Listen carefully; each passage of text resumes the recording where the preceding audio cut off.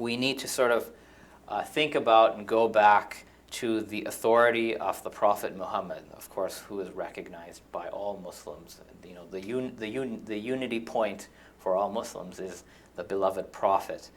Interestingly, the divergence in interpretation in Islamic history comes after the death of the Prophet, and that divergence was due to interpretations of authority. So I've just put some Quranic references here for you, different verses that tell us about the scope of Muhammad's authority. So on one hand, he is the messenger of God, and he brings revelation. But following from that, Muhammad was also the supreme judge, the supreme arbiter for all his community. As the Quran says, he who obeys the messenger obeys God. Following from that, the Prophet Muhammad was also the guide of the Muslims to the straight path, which the Quran explicitly says. Not only did Muhammad serve as the vehicle for revelation, it was part of his job to interpret the revelation, to make clear what has been sent down. And in addition to that, Muhammad also performed certain intercessory functions. That is to say, Muhammad was responsible for praying to God on behalf of the believers. So the Prophet as an intercessor or intermediary also emerges from that Quranic picture. I bring this up because the real question for Shi'is and Sunnis was, given that this is Muhammad's scope of authority, is there a successor to Muhammad? And if there is, what would the authority of the successor look like? What would that scope be? So, in a nutshell, for Shi'i Muslims, the Shi'i response, and that, of course, this response developed over 150 years. It didn't show up in one night. But over the next 150 years, the Shi'i Muslims responded to the question of authority by firstly maintaining that, human reason alone was not sufficient to interpret revelation, to arrive at sound guidance. That a divinely inspired person like Muhammad, not a prophet, but someone whose thoughts and deeds were divinely guided, was still necessary to guide other human beings. And then the Shi'i, in this context, believed that Muhammad, by divine command, designated his cousin and son-in-law, Ali ibn Abi Talib, as the first leader or the first guide, with a technical term, Imam, the first Imam, as the successor of Muhammad's authority. And the Shi'i further believe then that this succession, this spiritual leadership, what is called imamat or imama, imamate, continues through a designated line of the Imam Ali's descendants. Of course, this is all important because the very sort of basis of Shi'i Ismaili Islam is bound up in these ideas. Now, this may seem for some people, in sort of a far-fetched idea, and one would ask, where does this come from? What is the basis? So very quickly, I just share with you the basis for Shi'i ideas in general. One is Imam Ali's, biographical information. So these are just a few things about him. Generally, Shi'i Muslims see many of these events as indications of Ali's role as a successor. Especially near the end of the Prophet's life, there are a couple statements. And of course, it's not that Sunnis and Shias disagree on this history. Everyone agrees that these things happen, but these statements are subject to interpretation. So for example, the quote at the end here that the Prophet is reported to have said at a place called Ghadir Akum, "He whose Mola I am, Ali is his Mola." There's no dispute that the Prophet said this. Sunni and Shia believe that. The disagreement, of course, is what does this mean? What does this entail? And of course, these are legitimate disagreements because the word Mola on one hand can mean Lord or Master, but the word Mola can also mean friend or companion. So it's easy to see why you have a divergence of interpretation in these matters. So finally, there are also, interestingly, a lot of hadith about Ali ibn Abi Talib. Hadith which Sunni recognize too. I've actually quoted these from two Sunni Muslim hadith collections. And of course, Shi'i Muslims think statements such as, I am the city of knowledge and Ali is the gate. They think that this indicates succession. Sunni Muslims agree the statement was made. Sunni Muslims will say that this means Ali's rank in knowledge is very high, but it doesn't necessarily mean succession. But once again, I'm showing you this just to demonstrate that there is a basis for Shi'i Muslim understandings of authority. It's not something that was subject to uniform interpretation, but it is something that's definitely there. The Shi'i understanding of Islam is not something that just comes out of right field one day, and scholarship is starting to recognize that. Finally, because of the Quran's place in Muslim piety, Shi'i Muslims also turn to the Quran to understand the issue of prophetic succession. And what they find in the Quran is certain ideas that, for example here, that God has appointed imams, leaders, from the progeny of Abraham. Or the idea that there's a group called the Ulul Amr who are to be obeyed alongside God and the Prophet. Or, for example, the idea here that God has appointed leaders, imams, to guide humankind and has inspired them. And, these are, once again, these verses can be interpreted to suggest a particular model of hereditary, divinely ordained leadership. So this is, of course, the theoretical backdrop to all of Shi'i Islam for the most part. The next thing I'd like to do is just sort of give you a quick historical overview. How did these things play out in the plane of human history? So, as we mentioned, the Prophet Muhammad was the holder of all different kinds of authority. Shi'is maintain that that authority continues in an office called the Imamate, beginning with the Imam Ali. In Sunni Islam, as many of us know, that authority would get segmented over time. So over 200 years or so, the caliphate would hold political authority. Although it is a point of fact that in the early period, the caliphs claimed religious authority as well. But as it developed, the caliphs would hold political authority, the ulama and the legal scholars, the fuqaha, would hold religious authority, and for many people, the Sufi sheikhs, known as the awliya, would hold spiritual authority. But in Shia Islam, all this authority, political, religious, spiritual, goes through the imamate. And most Shia Muslims traced this imamate through a line of individuals from this lineage who were designated by the predecessors. That designation is called nas.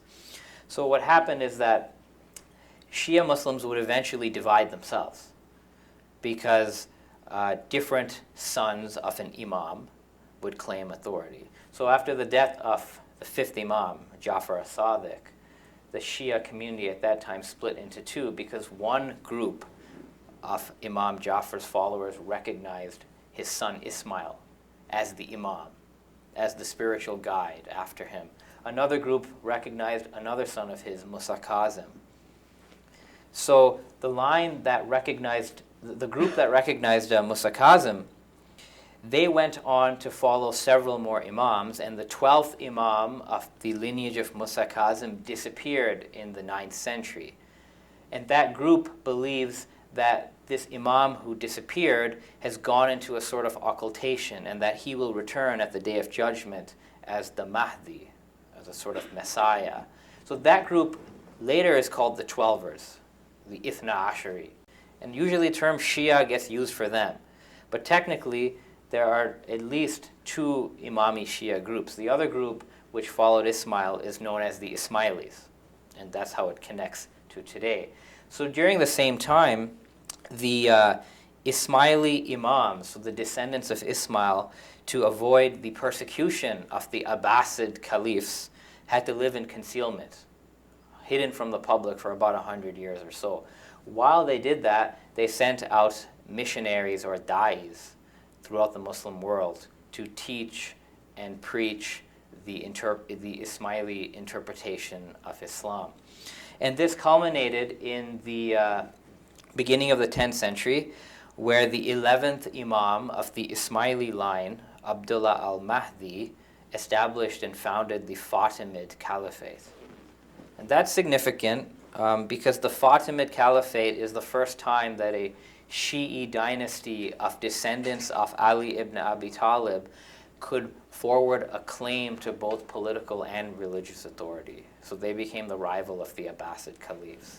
And this is just an example of an Ismaili contribution to the Muslim world. Al-Azhar, which is the background of the poster for this event, was built by the Fatimids. It's ironic, today it's a center of Sunni learning, but it began as a center of Shi'i Ismaili learning.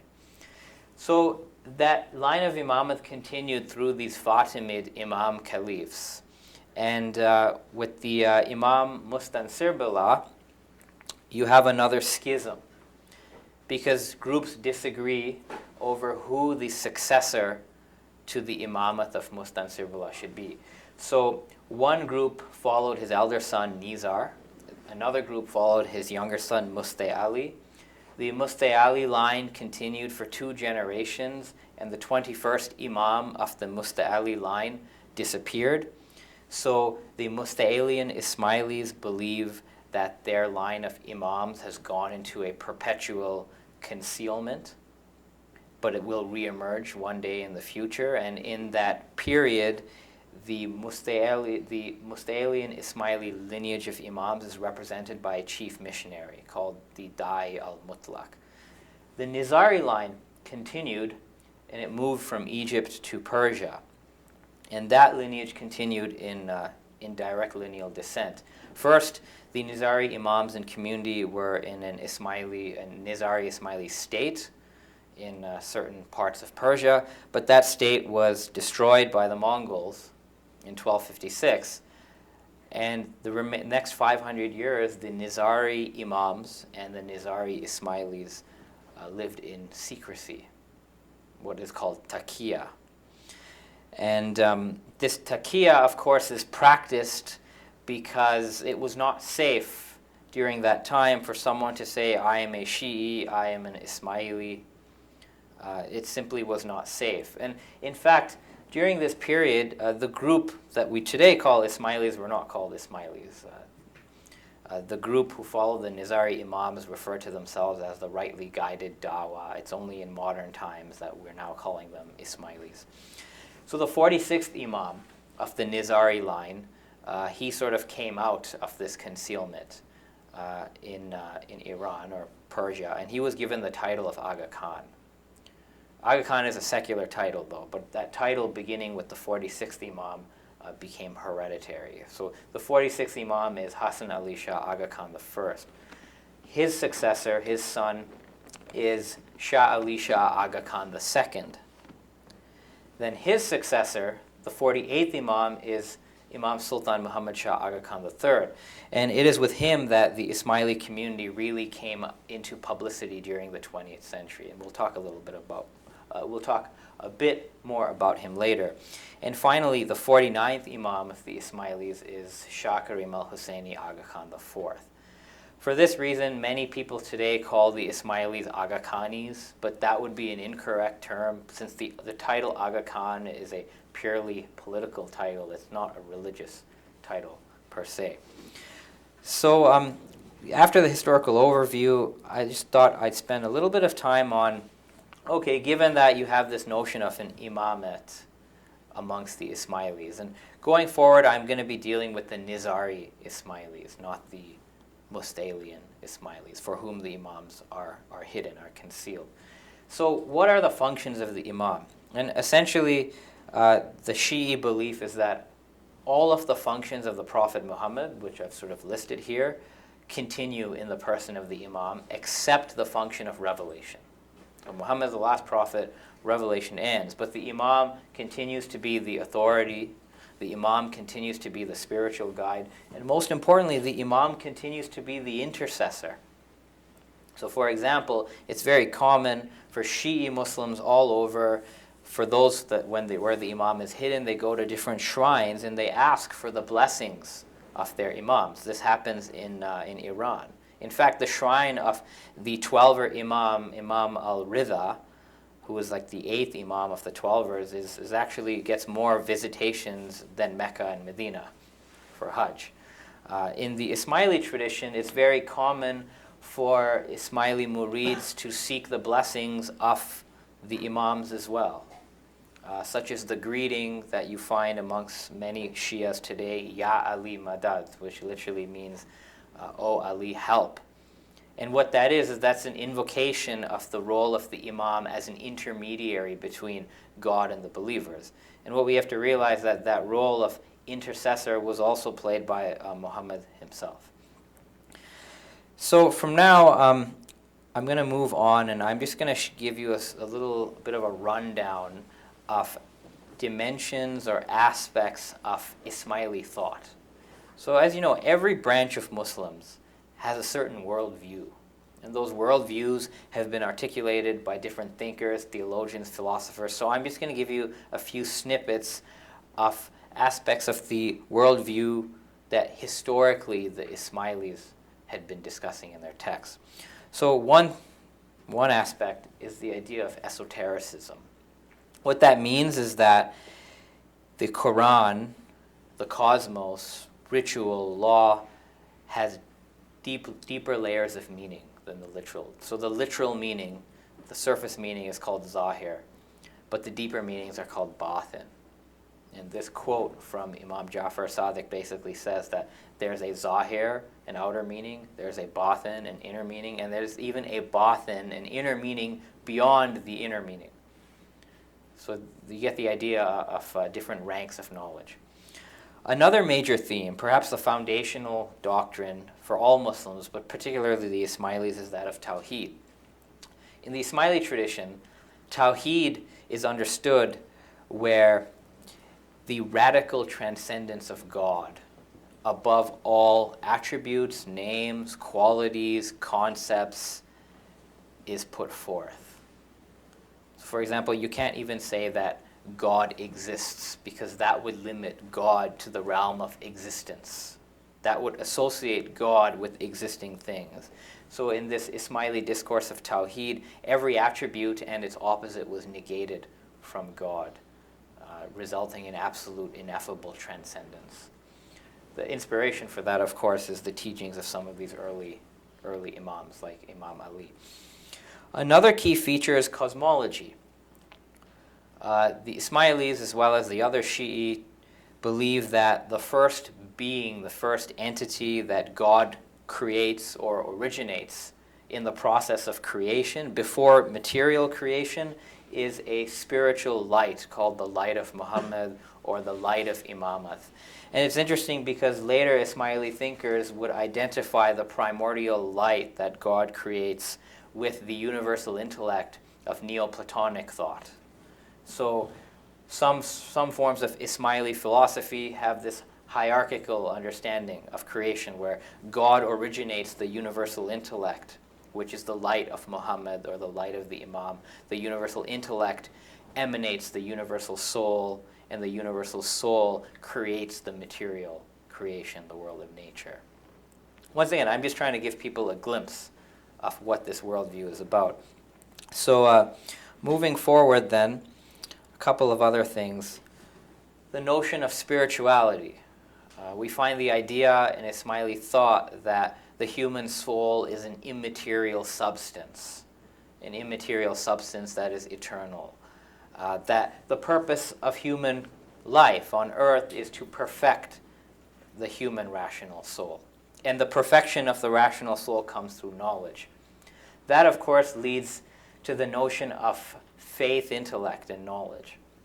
So in the Shi'i tradition in general and in the Ismaili tradition, the human intellect is understood as a power, a faculty that allows the human being to perceive the reality of things as they are.